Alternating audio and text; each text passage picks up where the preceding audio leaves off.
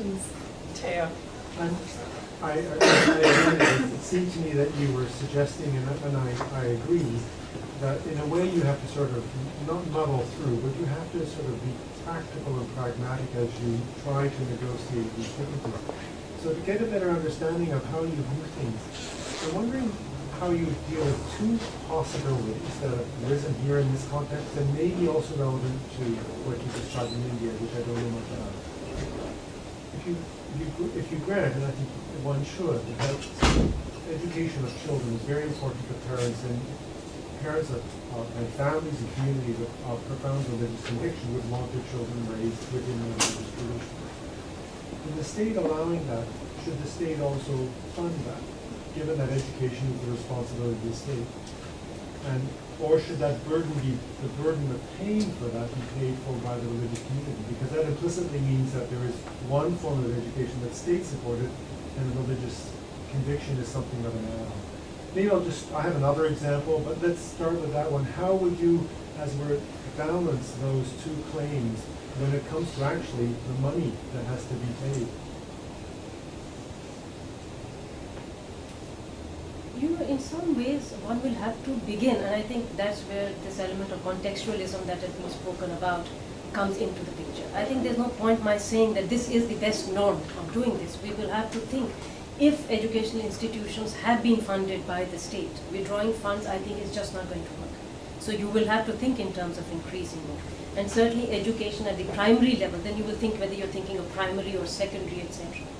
But it so happens that the path followed in India and the West has been different. Even though religion plays such a crucial role in society as a whole and in individual and social lives in various degrees in India, there isn't such a strong demand for, let's say, religious education in schools. There is one group, there is an extreme sort of, Hindu right which might want that. But part of the reason is that this issue need not come up because you have an alternative that is there. And that is funded by the state. And I think that's a good alternative. But I would be a little cautious of saying, well, this is the right thing for Canada to do. But I think I can say that this is working and working well, and I think it's a reasonable way of saying that there are rights of children at stake here. And it's not therefore just an issue of what would be in principle the right thing to do of keeping religion in or out. One would have to think of the rights of children, and then perhaps if this is the way it is working out, then one will need to provide some kind of support to different schools where these children are going, or to ensure that they have education in whatever are the necessary fields, good education in these necessary fields. And I'm thinking of the US, for instance, where they found that in many of these denominational schools, so-called secular subjects were not adequately being attended to because the student-teacher ratio was not good enough and so on. So they would not provide money directly, but they provide salary for teachers who would go in for a few hours and give education of that kind. So I think in that sense, the historical legacies can't be wiped away in one single stroke and say, okay, this is the good thing. But I think in terms of education and primary education, given past histories, if there are large numbers of students who are going to alternative schools, it is in the interest of the rights of children, really, to protect that, not because I think I would like to take a position vis-a-vis religion in this case. I'll leave it there and then. I'm interested in your emphasis on practice and the bounds of religious freedom. And how does the Indian state negotiate practices that conflict with, say, a free market economy in the competition for resources? So if there's resources that are demanded in a way that affects the practice of a group that might be living in an area, how is that negotiated in that situation? Market is under all circumstances exploitative, and I think Shell's paper brought that out amongst other things that we were discussing some time back. It just so happens that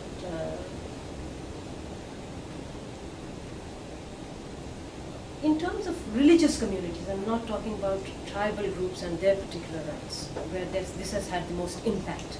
Yeah. I'm not sure, and I'm trying to think, and maybe somebody else can help out in this, whether there have been instances where the market has intervened in a way that curtails or clashes with a religious practice. What has happened is that there has been commercialization of religious practices, in the sense that a whole new small moving mobile industry of kind sets itself up around places of worship or around times of festival and so on. There is also the other dimension, which is entirely different, which is that many of these places of worship have very large endowments and trusts. And management of those trusts is something that the state in India can intervene in. And the history of its intervention is as varied as it is complex.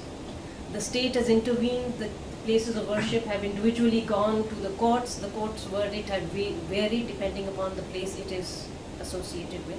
But in principle, the financial aspects of the management of religious endowments is seen as a matter, quote unquote, secular regulation.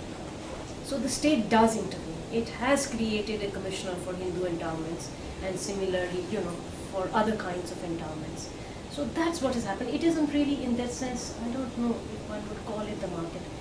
Market, and I don't know, maybe I haven't understood the question entirely. I'm interested in your separation between tribal and religious identities in this context, and what religions fit within the safe, acceptable norm that can be accommodated, and which ones I are was destroyed. for convenience using a categorization and a difference that has become part of the Indian framework, Right. where the tribal was set aside for a variety of different reasons, because these were communities which had been isolated, and because of that they had suffered a great deal, but they had also their own distinct ways of life, and degree of interaction with the neighboring people in society varied depending upon where they were located. So a completely different policy of looking after their concerns came up, completely different from the religious. Okay. Formally, if I were to give you a broad brush and typology of how it started out at the time of the framing, though it has changed since, is that for religious communities, diversity was to be accommodated by giving them cultural rights of this kind, right to religious liberty and so on and so forth, but no corresponding political rights. Language diversity was accommodated by recognizing its cultural rights, but over a period of time, we have now the carving of units, provinces, what you would call provinces here, or states in India on the basis of language. So some degree of political self-governance has come to linguistic communities which have got recognition of this kind. So some political rights come to them over time.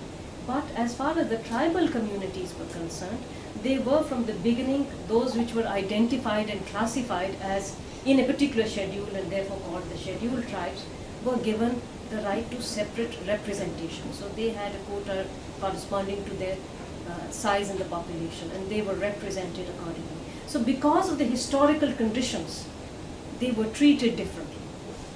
And of course, these tribal communities, as I might like to say something, these tribal communities have various different histories here in terms of what has happened to their own practices and religion, either due to coercion or migration or conversions and missionary activities.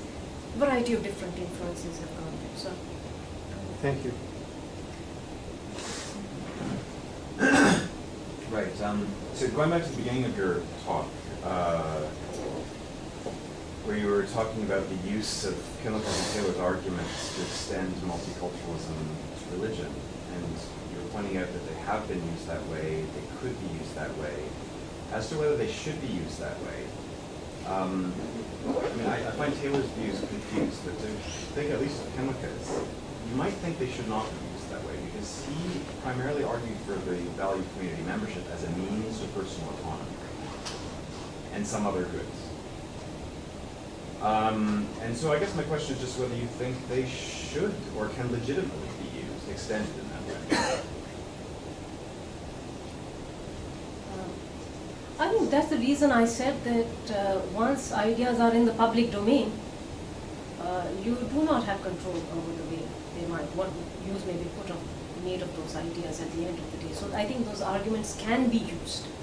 But whether Kimlicka himself would use those arguments, so I don't know if I can answer the question of should, because I don't think this is a matter of what should or should not be done. It is something which inevitably happens with any set of ideas. I mean, you put a scientific theory there, an idea there, and they make a bomb out of it. So what do? You can't. Multiculturalism a normative view? It is a normative view. It is a normative view, but once it gives you certain ideas of what constitutes difference and discrimination, other groups might well use these ideas and say, well, this is, if you say liberalism is a way of life, then I think you have to recognize that these religious ways of life are not being accommodated by liberalism.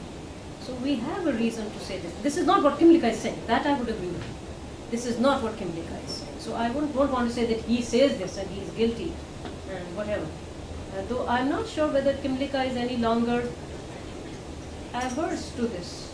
I'm not sure of that at all. I think he may be inclined to say there is some reason now to find other ways of accommodating them, not through self-governance and separate representation, but some other ways of accommodation. But I'm willing to be corrected. So I don't know where he stands on this. But I found your analysis really interesting in that that the Indian Constitution at the outset was dealing with plurality of religions and was set up that way. So some of these issues don't arise in India. One would think that because of this, that there would be more, perhaps, stability between different groups. So I'm wondering, and you kind of talked about this a little bit, I'm wondering what your thoughts are. It's a complicated situation. Why, although there are these kinds of accommodations that are given to minorities, yet at the same time, the relationship between various groups is rather volatile, right? Say between the Hindus and the Muslims. why that is so? Yeah. Even though there's always these, yeah, it's a difficult question because I think there are 3 or 4 answers to it. Not all of them can be so easily brushed aside. That by now there are these what Paul Brass calls or systematically organized, sort of institutionalized systems that are in place. So we are waiting for just such a situation. But I think the bottom line is something like this: that once communities become a unit of reference, they're also readily available to you for mobilizations of different kinds. And in electoral politics, when you are thinking in terms of competing with each other, well, it allows space for mobilizations of this kind to come up. And religion is a very important basis of such mobilization. And it is available to be instrumentally used for such purposes. The other element, of course, really is that even though the Constitution provides a set of provisions about, allowing religious practices, but there are also a lot of caveats there, which I haven't had time really to talk about, but maybe this is the moment. For instance, you have the right to profess, propagate, and practice religion. Propagate, there's a huge debate. Does propagation involve conversion? And because there was a reluctance to use the word conversion due to the differences that existed at the time of the making of the Constitution, and they continue today, this remains an issue. Well, you have crossed the boundary, you have crossed from propagation to conversion, so there is this inbuilt tension already that is there. The third element really is that, so these were caveats that are there, and so there's always this provision for, tweaking the other and pushing them outside and, not allowing them to do this and that. The third dimension really is that even in this case, for instance, you have the right to religious practice, and you need state support for certain kinds of things. Or you need, you have set up institutions that say the community is well off, but you want to set up an elaborate hospital, and today it is well recognized in India that most communities will be able to put in some amount of money, but really if you want state-of-the-art equipments and you want changes and you want to give decent salaries to people who are working there and good conditions for people, the state needs to support and put in its money. Okay? Now, all these institutions are eligible for state funding, but there is no provision which says mandatory that whatever percentage